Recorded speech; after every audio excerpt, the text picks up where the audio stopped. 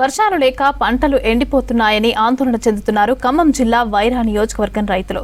మొలకెత్తిన పత్తి విత్తనాలు ఎండలకు వాడిపోతున్నాయని ఆవేదన వ్యక్తం చేస్తున్నారు.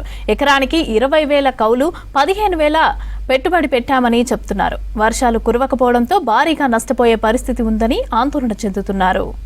పత్తి గింజలు పెట్టినాం, మే నెల రాగానే స్టార్టింగ్లో పత్తి గింజలు పెడితే ఇక అసలు మలవలేదు. నా పక్కన ఒక రైతు పెట్టిండు, ఆయన చూసి నేను పెట్టినా 2 ఎకరాలు. ఆయన కొద్దిగా వాన వచ్చే 3 గంటలు పెట్టినా, నాది కొద్దిగా బయటికి వెళ్ళి ఆయన అసలు పోయింది, శుభ్రంగా పోయింది. నాది కొద్దిగా బయటకు వచ్చి ఒక్కు కట్టింది, బాగా చెక్కు కట్టింది, బయటికి వెళ్ళట్లేదు. 100లో ఒక 60 మొక్కలు ఆపడుతున్నాయి.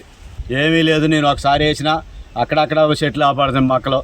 మళ్ళీ సాగు చెట్లు పెట్టినా 10 రోజులు అయింది. వర్షం కోసం చూస్తున్నాం.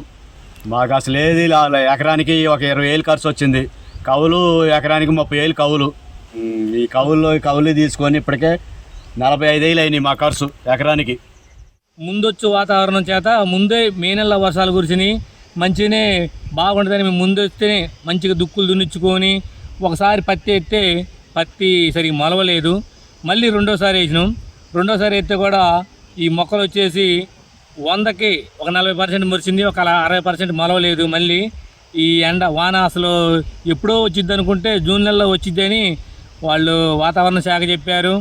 వర్షాలు బాగా వస్తున్నాయి, నైరుతి పవనాలు బాగానే వస్తున్నాయని మేము వేస్తే ఇవి అయితే రాలేదు.